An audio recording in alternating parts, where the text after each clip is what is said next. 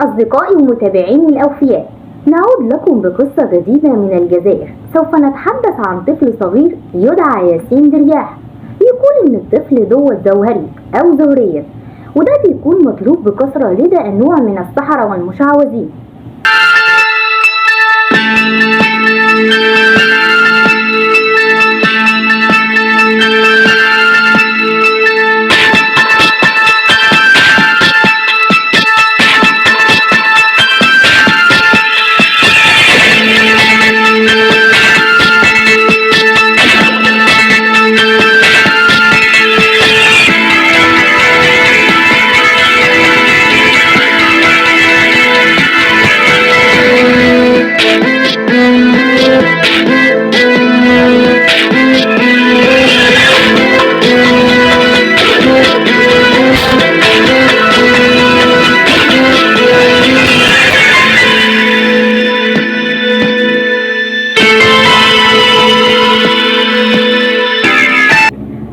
بدأت بالتحديد في شهر أكتوبر الموافق لعيد عاشوراء. في هذا اليوم بالذات من عادة أطفال مدينة بشار الجزائرية إن هم يخرجوا عشان يجمعوا الحلويات من عند الجيران، وثم يعودوا لمنازلهم في أول طلوع الليل. كل الأطفال عادوا لمنازلهم ما عدا طفل واحد، وهذا الطفل هو ياسين درياح. أمه كانت خايفة إنه تأخر ابنها، وخصوصا لما علمت إن كل الأطفال المنطقة رجعوا لبيوتهم. خرجت جدا قلقانة عليه وقعدت تبحث عنه وتسأل الجيران، بس مفيش حد دلها ولا قال لها شيء عنه. لما اتأكدت الأم تماما إن ابنها اختفى، قالت للجيران إنه فعلا اختفى، وده دفعهم عشان يخرجوا للبحث عنه بعد ساعة واحدة من اختفائه بس للبحث عنه في تلك المنطقة. وأيضا تم إبلاغ الشرطة عن اختفاء الطفل ياسين. استمر البحث عن الطفل ياسين. كان معروف لأهل تلك المنطقة إن الطفل ياسين طفل زوهري، والمعروف إن الإنسان الزوهري مطلوب لدى السحرة والمشعوذين. فالشخص الزوهري لديه قدرات خاصة هم يعرفون من خلال بعض العلامات، اللي أهمها إن لديهم خط مستقيم في اليد، وهذا ما تميز به الطفل ياسين.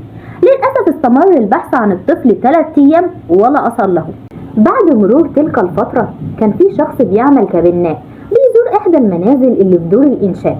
لما وصل هناك ووجد كيس بلاستيك عليه بقع دم، طبعا الفضول أكله. عامل البناء دفعه إن هو يدفع عشان يفتح الكيس، ويا ريته ما فتح الكيس عشان يشوف منظر مرعب لا يمكن أن يراه أي شخص. كان هناك جثة طفل وبحالة مشوهة ومرعبة جدا. بسرعة اتصل بالشرطة. رجال الشرطة اجوا واخرجوا الجثة من البناء واخدوها لمركز الطب الشرعي عشان الفحص عليها، وهناك انتشر الخبر وبقى مفزع لاهالي المنطقة. ونتائج التشريح الجثة اكدت ان هي بتعود للطفل ياسين درياح. كانت الجثة مقطعة لعدة اجزاء، ودي ما كانتش موجودة، وكان كل قطعة فيها موجودة داخل كيس بلاستيك. اما الوجه بقى كان مشوه تماما. بدأت الشرطة في التحقيق، وكان هناك 15 شخص مشتبه فيه في الجريمة البشعة. هؤلاء الأشخاص ما تمش نشر أساميهم أو حتى صورهم، بس بعد التحقيق معهم تم الإفراج عنهم عشان ما كانش عندهم أي أدلة ضدهم إن نتأكد إنهم هم الفاعلين. أثناء التحقيق في مسرح الجريمة لجمع بعض الأدلة، كان هناك شرطي لفت انتباهه إن في فتاة كانت بتتصرف بشكل غريب وكأنها على علم باللي حصل، وخصوصا ان كلاب حراسة الشرطة كانت بتنبح عليها.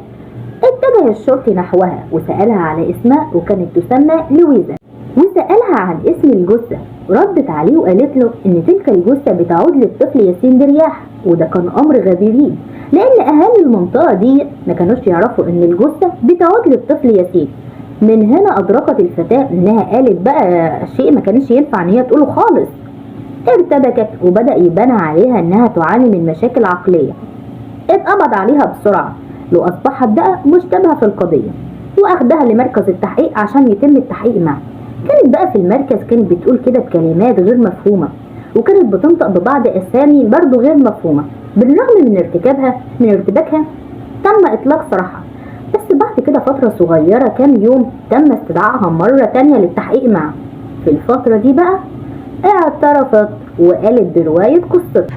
لما علمت الفتاة ان الطفل ياسين زوهرية وكان بتراقبه من فترة طويلة، لما جه احتفالات عيد عاشوراء انتظرت الفرصة لما يكون لوحده وذهبت إليه.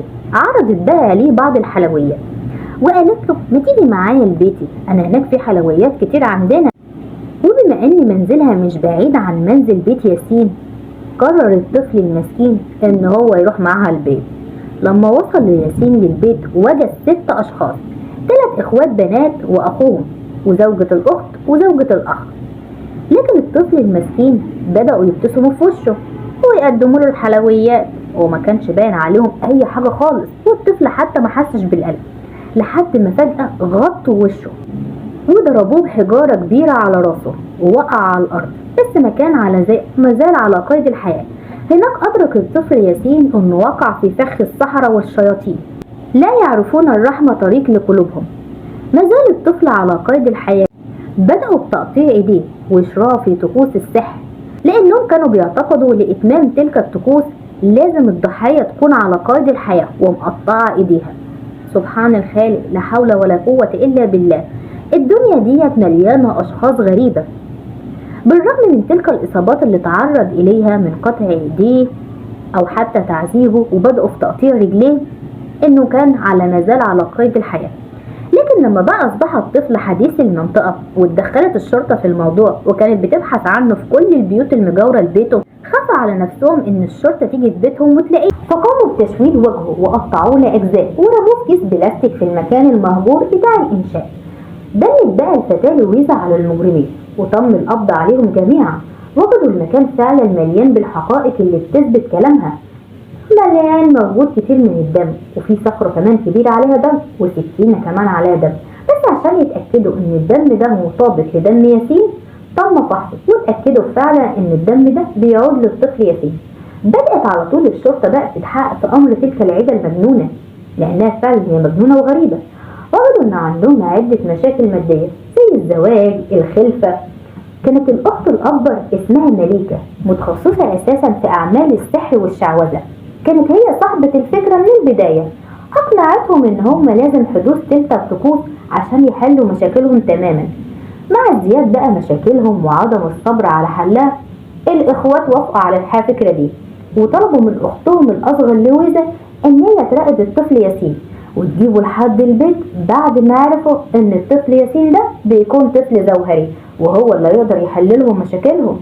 لم يتم الحكم عليهم إلا بعد سنة. تم الحكم عليهم جميعا بالإعدام ما عدا لويزا اللي تم الحكم عليها بالسجن لمدة 10 سنوات. القصة دي موعظة عشان نقدر نخلي بالنا من أطفالنا، وخصوصا في العصر ده، عصر البطالة، عصر الغلاء، عصر الظلم والكفر. ربنا يحمي جميع أطفالنا. بتمنى لو عجبك القصة ما تنسانيش من الإعجاب والاشتراك في القناة فضلا منك. أسيبك في رعاية الله، مع السلامة.